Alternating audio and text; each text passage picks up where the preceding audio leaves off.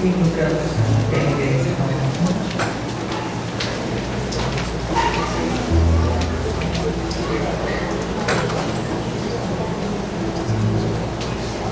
Primeiro Coríntios 15.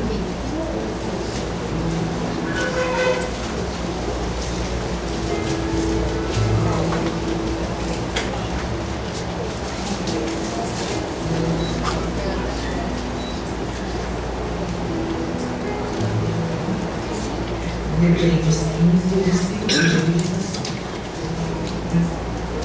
Ora, irmãos, desejo lembrar-vos o evangelho que já vos tenho anunciado, o qual recebestes e no qual permaneceis, pelo qual também sois salvos, se o retendes tal como anunciei. Se não é que crestes em vão.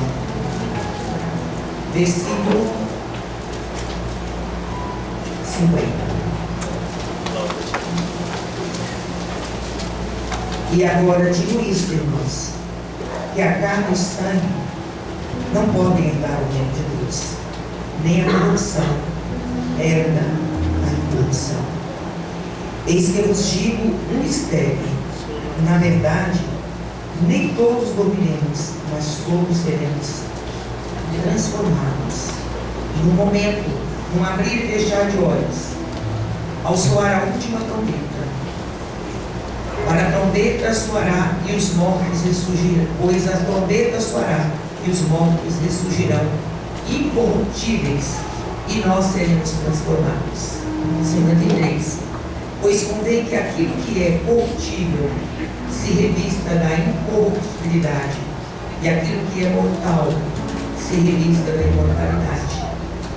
E quando o que é corruptível se revestir da incorruptibilidade, e o que é mortal se revestir da imortalidade, então se cumprirá a palavra que está escrita: tragada foi a morte na alegoria. Onde está a morte, o teu aguilhão? Onde está a morte, a tua vitória? Ora, o aguilhão da morte é o pecado, e a força do pecado é a lei. Graças, porém, a Deus que nos dá a vitória por nosso Senhor Jesus Cristo. Portanto, Deus amados irmãos, sejam firmes e constantes, sempre abundantes na obra do Senhor, sabendo que no Senhor o vosso trabalho não é em vão. Aleluia. Glória a Deus. Nada em vão, queridos. Você estar aqui, eu estar aqui, jamais será em vão.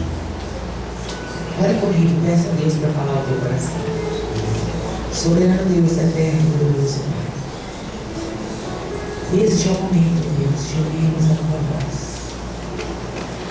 Nós queremos e precisamos ser instruídos por ti. O teu servo estava cheio de amor, mas para ministrar corações que estavam tão distantes de ti. Espírito Santo de Deus, eu não sou nada se o Senhor não usará de mim. Eu preciso urgentemente, Senhor, que o Senhor tome a minha vida pela tua infinita graça e misericórdia. E venha nos ensinar, Senhor, obreiros da tua casa, da tua seara.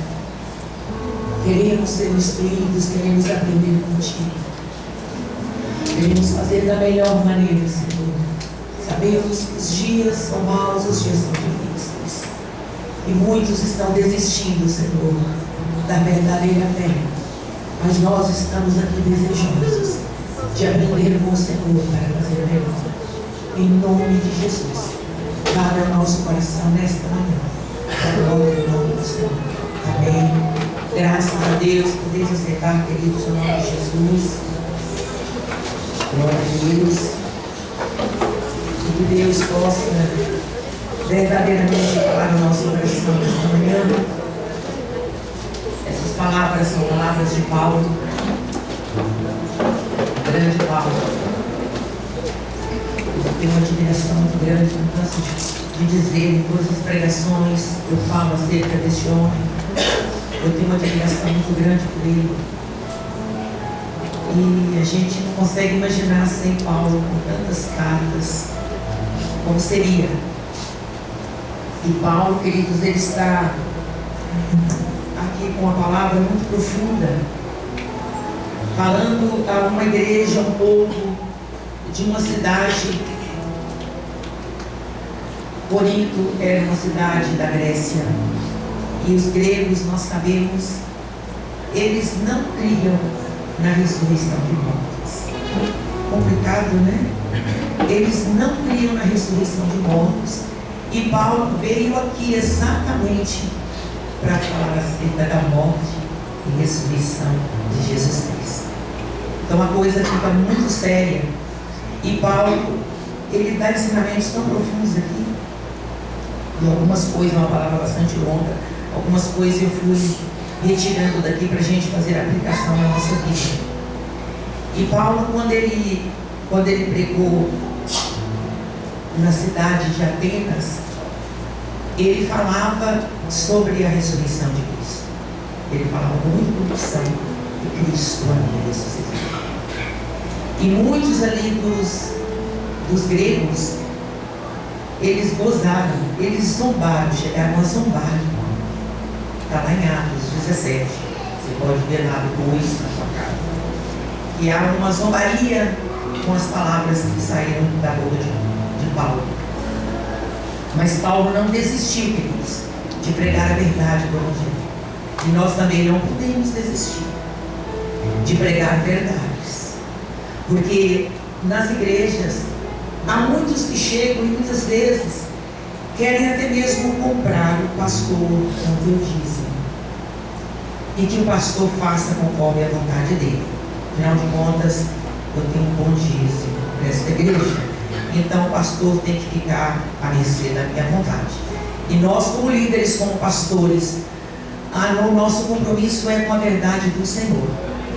E a nossa bandeira, a bandeira da Vale de Bênção, é compromisso com a verdade da palavra de Deus. Amém? Então nós temos essa bandeira. Para quem não conhece, está lá no altar da sede. Nós temos um compromisso muito sério com Deus, com a verdade da palavra dele. E nós não vamos nos render a dízimos, a ofertas, porque isso aí é para a manutenção da igreja, mas quem mantém a igreja é o nosso Deus. Aleluia! Quem mantém a igreja do Senhor é o próprio Senhor, que é o provedor, é o dono do ouro e da prata. Ele é o provedor das nossas igrejas. Pastores, tomem posse desta palavra para viver a verdade do Senhor e não se render a homens, não a mulheres, porque este ministério, ele foi dado não por homens, mas pelo Senhor. Amém? Se você queria aplaudir hoje,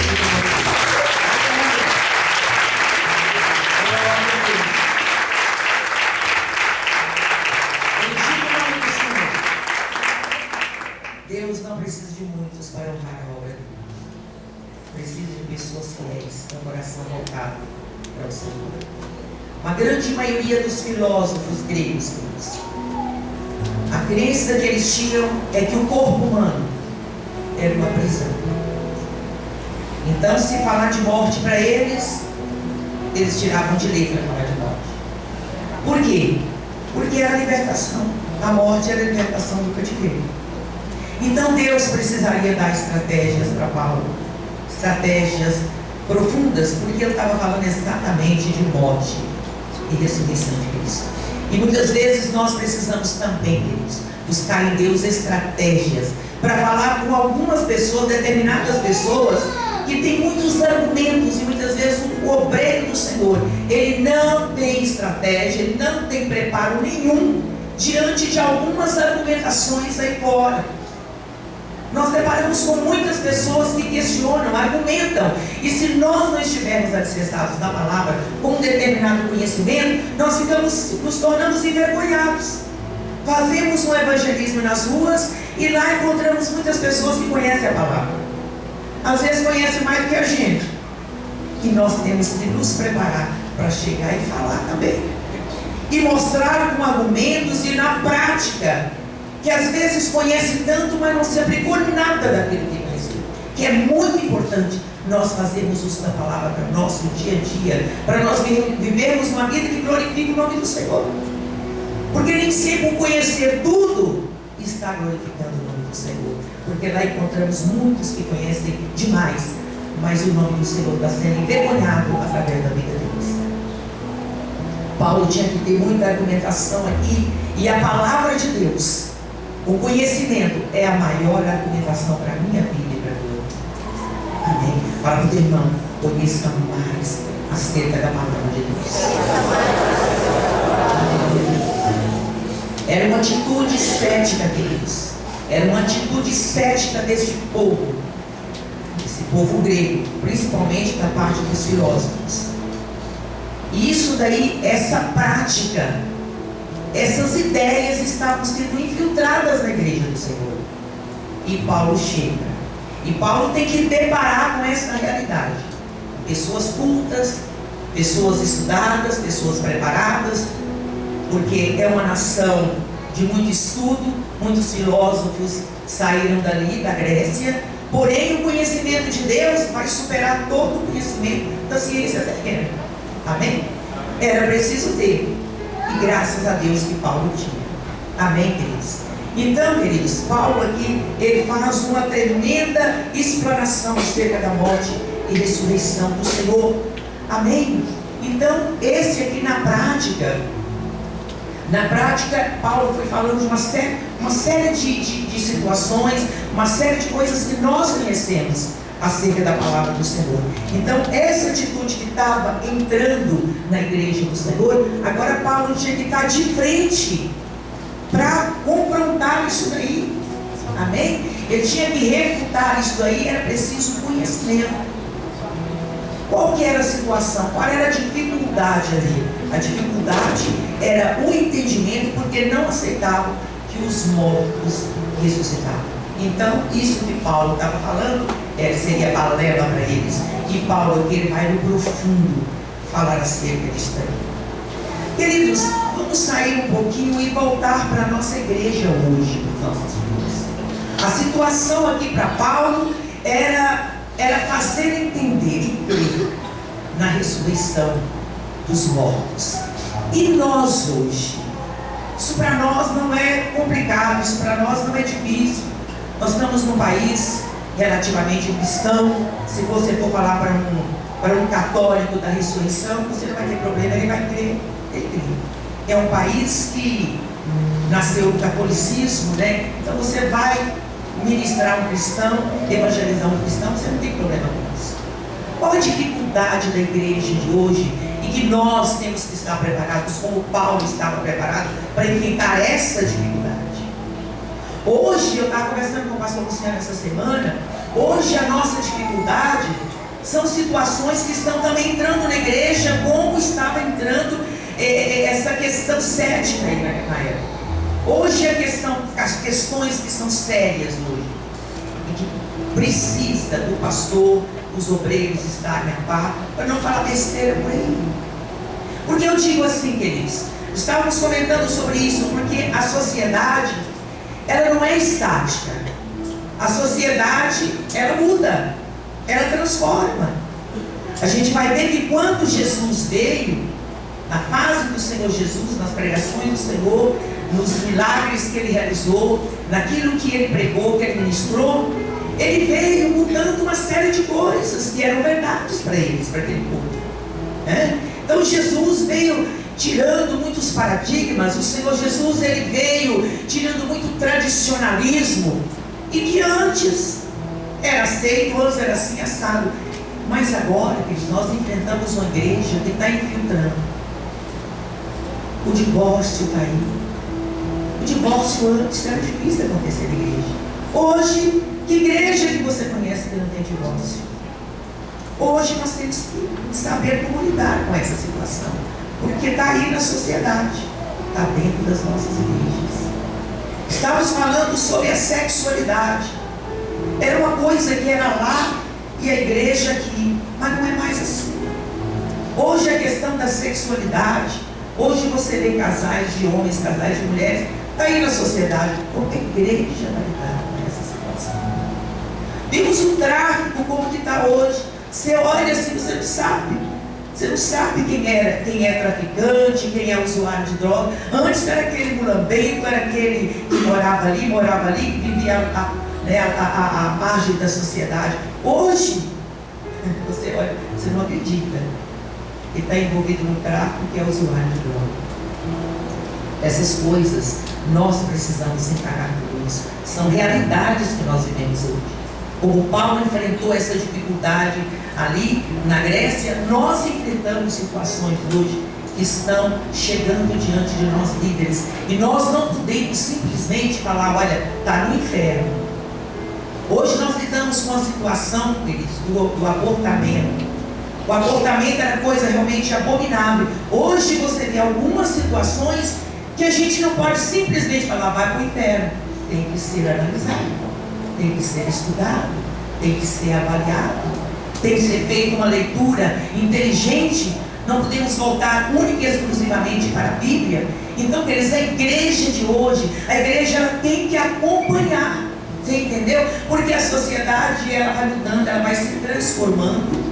E a igreja do Senhor, ela tem que ir se preparando. Não é que a igreja vai encaixar em todas as coisas, a igreja tem que se preparar. Aleluia. Quem é que nos prepara? O próprio Espírito Santo. Glória a Deus, aleluia. Só o Espírito de Deus nos dá o discernimento.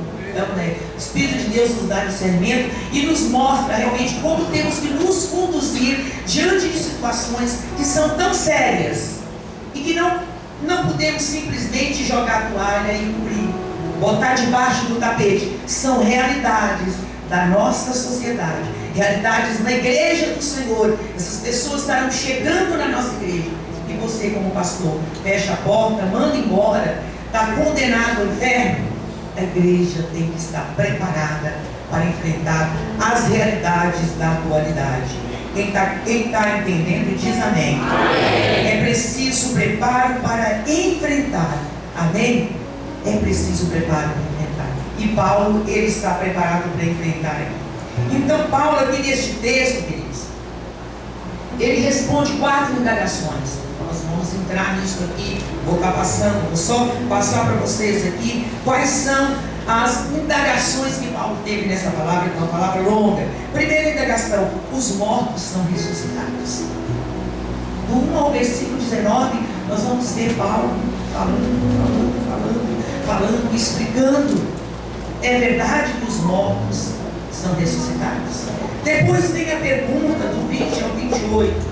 Quando se dá essa ressurreição? Paulo tinha que estar preparado. Quando se dá essa ressurreição dos mortos? Ele mostra com 3 imagens dessa palavra, sobre as primícias, sobre Adão e sobre o reino. É bom você ver essa palavra depois na tua casa com calma, ler tudo, porque eu tirei alguns pontos importantes para nós. Terceiro lugar, perguntaram para Paulo, por que os mortos são ressuscitados? E por último, como os mortos são ressuscitados? Amém? Como Paulo, queridos, foi questionado aqui, tem ressurreição? Quando que ela acontece? Como que ela acontece? E por que que ela acontece? Então a igreja do Senhor tem que estar se preparando.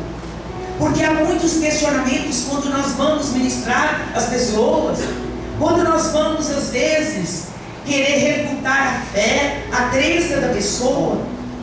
Vai falar com o espírita, vai conversar com o espírita de tantos braços do espiritismo que tem.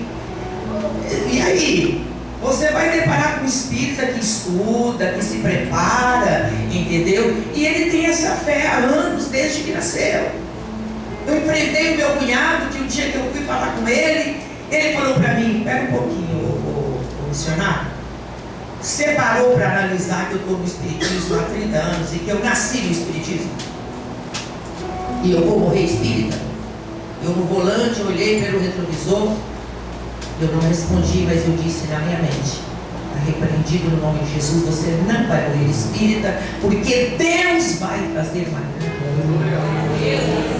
que Deus fez. Já não está mais aqui. Deus levou, passou por alguns processos, acompanhei todos, ficou inimigo meu, entendeu? Por muitos anos, por causa da minha irmã que eu peguei para Cristo, mas no final Ele morreu com Cristo para nós.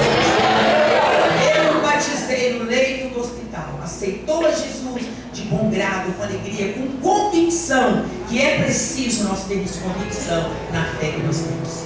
O que nós pregamos, o que nós ministramos para as pessoas. Não podemos chegar de alguma maneira, mas por que isso, por que aquilo, quando isso, quando aquilo? Eu e você temos que ter base para falar acerca desse Cristo que morreu, mas ressuscitou, e por que dessa fé nossa? É isso que Paulo está querendo falar aqui, dessa convicção, entendeu? E nós precisamos aprender primeiro, que nós temos que ter isso para poder chegar e falar com as pessoas acerca do Evangelho do Senhor, porque afinal de contas, nós fomos chamados para pregar esse Evangelho. Amém. Amém. Glória a Deus, quem está entendendo diz amém. Amém. Então Paulo nessa palavra vai falar da carne. Ele vai falar da carne de animais, de aves. Ele vai falar de carne de peixe, para falar da carne humana e da importância. Em seguida ele fala do corpo. Mas olha que sabedoria. Antes dele falar do corpo humano, olha Marcos, ele vai falar dos corpos celestiais. Oh, glória a Deus. Ele fala dos corpos celestiais. Ele fala que tudo isso foi criado por Deus. E por que esse corpo humano? Para depois ele fala da morte e ressurreição, tudo isso. Ele fala de tudo isso. Ele fala da carne dos animais e mostra a carne humana. E fala do corpo. E fala que cada corpo tem uma importância. Como Deus trabalha, como Deus transforma cada corpo. Para ele explicar para ele. Olha que coisa linda. Para explicar para eles que Deus, que é o Criador de tudo, Ele tem o poder de dar, naquele dia, um corpo de glória para mim e para você. Você pode aplaudir o Senhor? Você pode aplaudir o Deus de poder glória. Naquele dia, Ele tem um corpo de glória para mim e para você, queridos. Porque a dúvida era, mas que corpo, como que vai ser? O corpo morreu, como é que vai ser? E Paulo explica, Ele tem o poder de dar um corpo de glória. Fala comigo, Senhor. Ele tem um corpo de glória para a minha vida. Naquele dia, o meu corpo será glorificado em nome de Jesus. Aleluia! Bendito o nome do Senhor. Exaltado é o nome do Senhor. Profundidade de Paulo precisa explicar aqui e fazer entender que Cristo derrotou o pecado e a morte na cruz, e no final derrotará Satanás de todo mal. De todo mal, queridos. Nós temos que pedir sabedoria de Deus, que quando as pessoas se dizem incrédulas, se dizem eu sou ateu, espera um pouquinho. Nós temos que saber como entrar com essas pessoas. Porque as pessoas, se não tem lei para cobrar, não tem pecado, não tem lei, eu ando como eu quero andar. Amém? A igreja tem que estar preparada para isso. Então as pessoas hoje elas estão cheias de dúvidas, queridos. Elas estão cheias de dúvidas. Alguém chega na minha igreja, na nossa igreja, na sede, e diz: missionário, olha, eu estou há tantos anos em tal lugar, mas eu nunca entendi o que é falado, o que é pregado naquele lugar. Misericórdia. Tem mais de 30 anos que está ouvindo e nunca entendeu nada. Mas sinceramente, missionário, aqui a senhora prega e a gente entende. E eu tenho certeza que todas as nossas igrejas, a gente prega e as pessoas entendem. Porque nós não temos nada para ocultar aqui da palavra. A palavra de Deus ela é pregada nas nossas igrejas por Deus coloca no nosso coração. Amém? Então nós pregamos a palavra da verdade. Se eu prego a verdade, como que você não vai entender? É lógico que você vai entender. É lógico que o teu pastor está pregando lá e você está entendendo, porque ele tem o Espírito de Deus, e o Espírito de Deus nos faz entender as coisas espirituais. Aleluia. Pode aplaudir.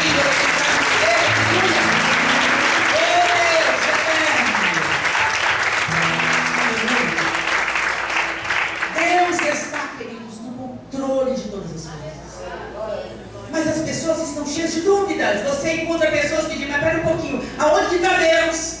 Será que Deus existe mesmo? Olha o que está acontecendo com as crianças. Olha o que está acontecendo em tal país. Olha o que está acontecendo lá no norte do país, lá no nordeste. Olha o que estão fazendo com as crianças, o que estão fazendo com os velhos. E peraí, e aquela situação lá de Minas, da Mariana, né, da cidade de Mariana. E aquilo que aconteceu lá no Japão. Mas aonde que está Deus?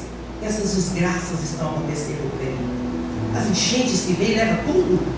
Não é? Onde está Deus? A gente depara com pessoas que dizem assim: que Deus é esse que vocês estão pregando, que permite tanta coisa acontecer? E aí, o que você fala? O que você vai falar? O que eu vou falar diante de tanta desgraça, queridos? Vai melhorar? Não vai melhorar não. A tendência é a situação ficar cada vez pior. Mas aquele que crê no Senhor, o Senhor renova as suas forças. O Senhor caminha com Ele. O Senhor dá saída, o Senhor dá estratégia. Então a estratégia é estar na presença de Deus, é servir a Ele em espírito e em verdade. Aleluia! Porque Deus vai continuar permitindo o mal que vem das pessoas, queridos.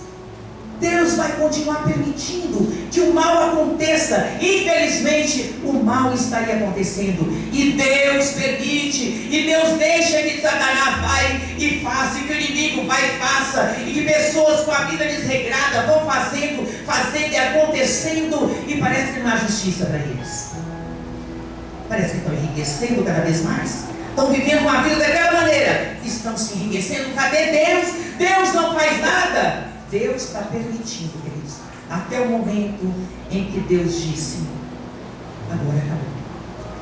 Esta hora que tudo vai cessar, o filho dele estará voltando, queridos, e pode ser a qualquer momento. Amém? Levará a igreja no meio deste caos, mas depois é ele que vai entregar um mundo diferente, transformado ao Pai. Ele voltará para fazer o conserto aqui nesse lugar.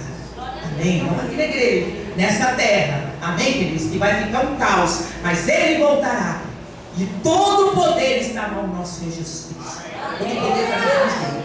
Ele voltará, transformará tudo e ele dirá: Pai, está aqui o mundo transformado, limpo, sem pecado, sem nada, sem maldição, sem maldade. Está aqui o mundo transformado. Ele vai fazer esta obra. Você pode aplaudir e glorificar o nome dele. Ele está no controle de tudo, permite mal. Ele pode fazer a obra completa.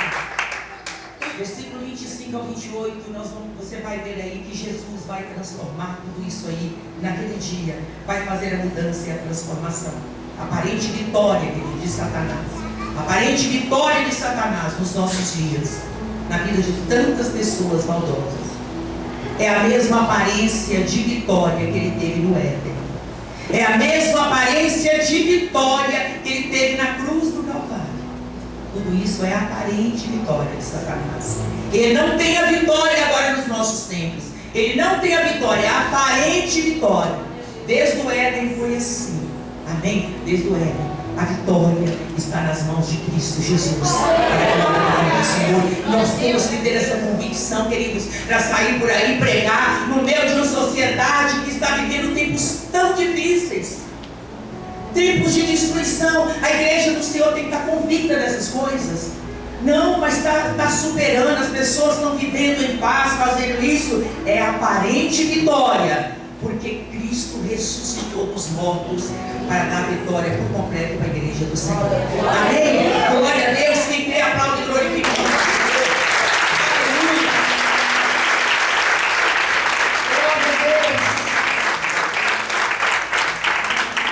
Glória a Deus. E aí, queridos, tem um versículo que eu gosto muito e que eu estou atento a esse versículo 33, onde Paulo diz: não vos engane, não vos enganeis. As más companhias corrompem os bons costumes. Voltai à sobriedade, não sequeis, não pequeis, pois alguns ainda não têm conhecimento de Deus. Digo para a vergonha vossa. Então Paulo faz uma recomendação. E essa recomendação nós temos que fazer sempre para a igreja, queridos. Não vamos nos enganar, não. As más companhias, elas vão corromper, sim, os bons costumes que nós já adquirimos da palavra de Deus, os bons costumes que o Espírito Santo de Deus tem colocado em nosso coração, o nosso andar na presença de Deus. Se começarmos a andar como corrompidos, vai acabar se corrompendo, queridos. Paulo faz uma advertência aqui. Fala para essa pessoa que está do lado: cuidado com as companhias.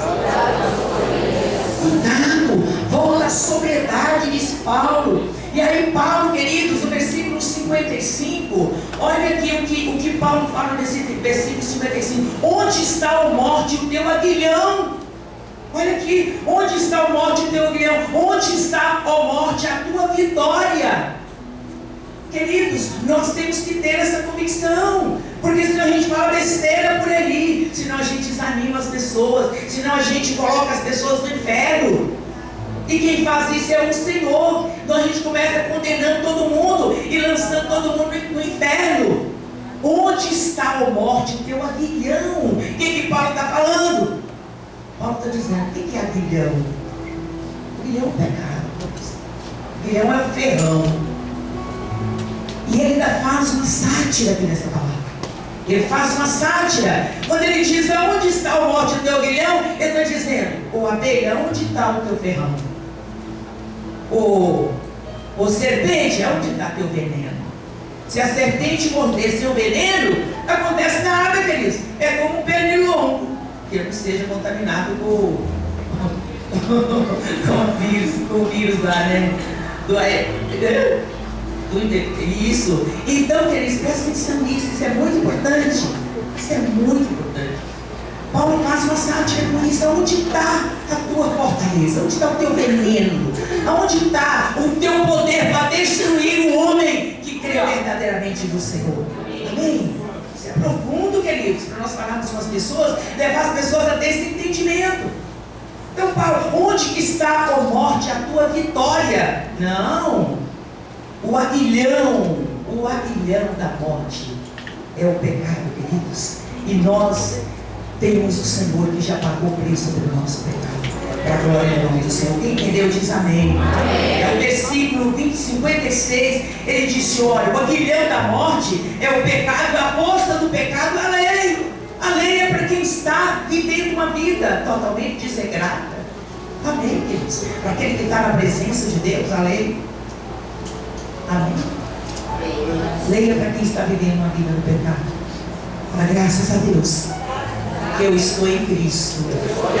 Com mais fé, graças a Deus que eu estou em Cristo e não debaixo da lei. Você pode aplaudir e glorificar.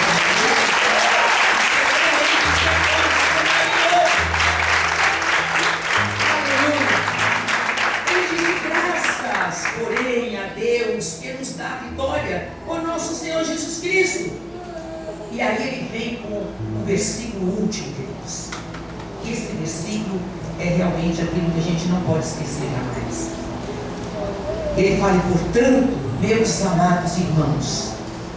Agora ele vem com um verbo num tempo aqui tremendo. Que esse tempo, ele fala de uma maneira gloriosa. Ele é uma imposição. Ele não está pedindo. Olha o que ele diz: sede o que? Firmes. Seja o que? Constante. O que mais? Abundantes.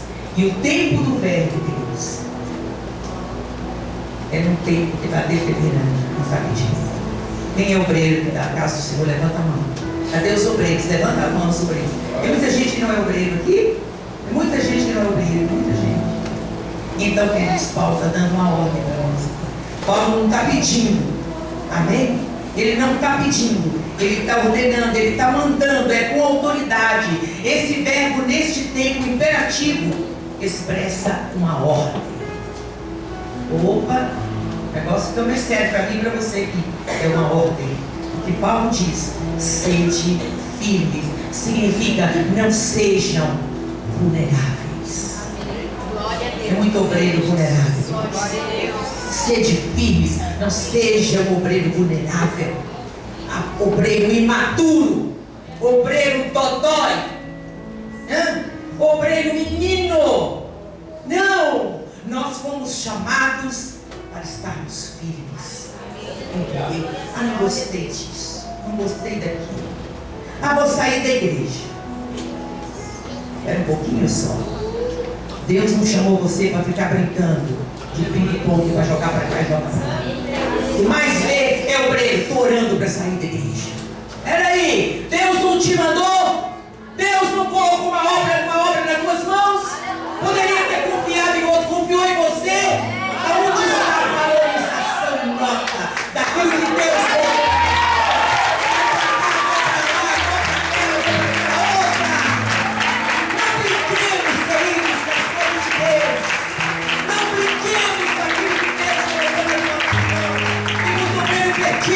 Temos um pastor perdido. E depois tem que voltar, queridos. Porque o Deus que chama alguém para uma obra, Deus determina, você vai fazer aqui, faça aqui. Faça aqui. Não gostei disso, não gostei daquilo. Aí briga com os irmãos em Cristo, não gosta disso, não gosta daquilo, fica sem falar com o outro, porque não gosta daquilo, porque eu não gosto do jeito que fala, porque eu não gosto do jeito que faz. Pelo amor de Deus, igreja, não somos crianças, nós somos obreiros, homens e mulheres que Deus confiou, que Deus esperou, que Deus investiu e está esperando o fruto daquilo que colocou na minha mão e na tua mão. Paulo estava aqui, fazendo isso para fazer entender aquele povo que a vida inteira creu que não havia ressurreição de mortos. E Paulo está aqui, deu de tudo, fez de tudo, pregou, mostrou para lá, levou para cá, trouxe para lá, para fazer entender. A igreja se tornou uma bênção na Grécia. Glória a Deus, aleluia. Porque o nome do Senhor foi glorificado através de um homem determinado em pregar a verdade do Senhor. Não brincou, teve tantos problemas. Paulo teve problema com o obreiro, mas nunca abandonou a obra do Senhor. Nunca saiu nem para lá e nem para cá. Era um homem que ia fazer a obra ali, o Espírito Santo de Deus chegava e dizia: não, você não vai para lá, Paulo, você vai para cá. Amém. Estou indo para cá. Fala do teu irmão, ande na direção do Espírito de Deus. Ande na direção do Espírito de Deus, não seja vulnerável. Amém? É isso que Paulo está dizendo. Depois Paulo diz: seja constante, não seja levado por circunstâncias, queridos. Não podemos ser levados por circunstâncias. A circunstância agora está dessa maneira na igreja. E saiu gente da igreja e foi para lá. Era um pouquinho. Você é obreiro. Mas está tão difícil, saiu tanta gente da igreja. Que saia. Você é obreiro, você está aqui para trabalhar com o teu pastor, ajudar o teu pastor na vida, buscar lá fora, que está assim de gente lá fora. Tem mais gente lá fora que dentro da igreja. Tem muito mais lá fora. Você foi chamado para isso, para ajudar o teu pastor. Caminha com ele, ajuda ele, ora por ele. Seja amigo do teu pastor. Seja constante, seja levado por isso ou por aquilo, não, no nome de Jesus. Está muito complicado, está muito difícil, missionário. Não está fácil para ninguém. Não está fácil para ninguém. E Paulo disse aqui, seja abundante na obra. O que significa isso? Seja presente. Tem um obreiro que é visita na igreja. Obreiro, infelizmente, é visita. Às vezes vai no dia da ceia. Eu só vou em tal culto. Ou seja, Senhor, não conta comigo, conta só no dia que eu acho que eu tenho que estar lá. Seja abundante a todo momento, esteja com o teu pastor. Não canso de falar isso não, queridos.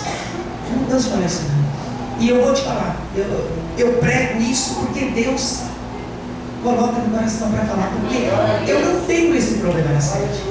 Eu não tenho um obreiro ali que me deixa na mão e que não vem. Será que a missionária é muito dura? Eu prego a verdade. Eu mostro a verdade para os obreiros. Que aquele que deixa a falha, deixa a brecha, ele será cobrado do Senhor. Ele foi chamado para a obra, como eu também. Entendeu? Faça com amor. Eu não tenho esse tipo de problema na sede. Obreiro que me deixa na mão, obreiro que... Não tenho. Para honra e glória do nome do Senhor. Amém? Em nome de Jesus.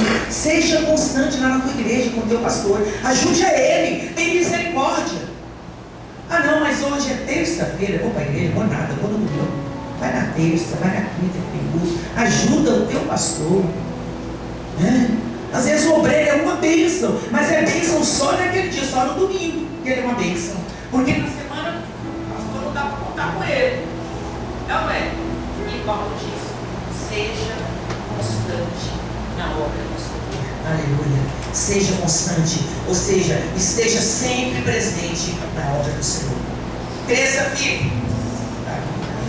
Cresça firme na ressurreição e na esperança. Definindo, tendo uma definição do teu futuro. Amém, queridos? Nós temos que ter firmeza naquilo que está fazendo. Temos que ter esperança. Temos que ter esperança no nosso futuro. Porque nós precisamos passar isso para as pessoas aí fora. O mundo está sem esperança.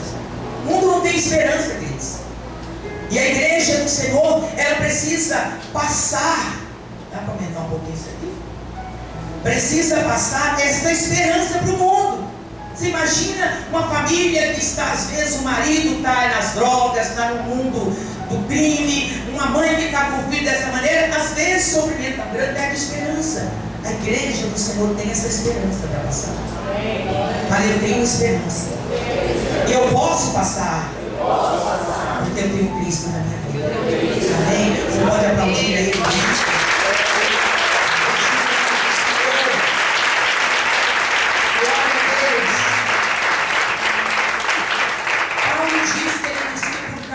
Ressurreição. Nada que a gente faz é em vão. Amém? Porque Cristo ressuscitou. Tudo que você faz tem um valor extraordinário. Tudo que você faz, por mais simples que você acha que é a tua tarefa, você não tem noção do valor extraordinário que tem diante de Deus. Amém? Não é, queridos, o tanto do trabalho, não é o tamanho da obra, não é a qualidade. Sabe o que Deus está observando? O amor como nós estamos realizando aquilo que Ele colocou para nós. Você tem feito com amor a obra do Senhor, então você está agradando o coração de Deus. Quem entendeu diz amém. E o que Paulo está nos ensinando? Fugir do pecado, como nós lemos aqui. Fugir do pecado. Por que, missionário? Porque Ele é o aguilhão da morte. Amém? O pecado é a força da morte. Então nós temos que fugir do pecado. Obreiros da casa do Senhor. Deus espera o nosso crescimento na obra de Deus. Por isso Deus quer que nós venhamos priorizar essas três características: a firmeza, a constância e a abundância, que é a presença na obra do Senhor. Quando nós priorizamos, nós caímos aqui em Mateus 6,36. Buscai, pois, o quê? O reino de Deus. Não entendi. Acho que eu não escutei direito. O reino de Deus em primeiro lugar. E depois, as demais coisas. Vamos parar de correr atrás das demais coisas. Vamos priorizar o reino de Deus. Porque Ele se comprometeu, queridos, em nos abençoar com as demais coisas. Amém? Isso acontece somente quando nós temos firmeza, quando nós somos constantes na obra do Senhor e quando nós estamos presentes a todo momento. Isso é priorizar. Essas três características, quem tem na tua vida, prioriza a obra de Deus. E prioriza o reino do Senhor. E pode ter certeza, Deus estará sempre acrescentando na tua vida. Vamos ficar de pé. A glória do Senhor.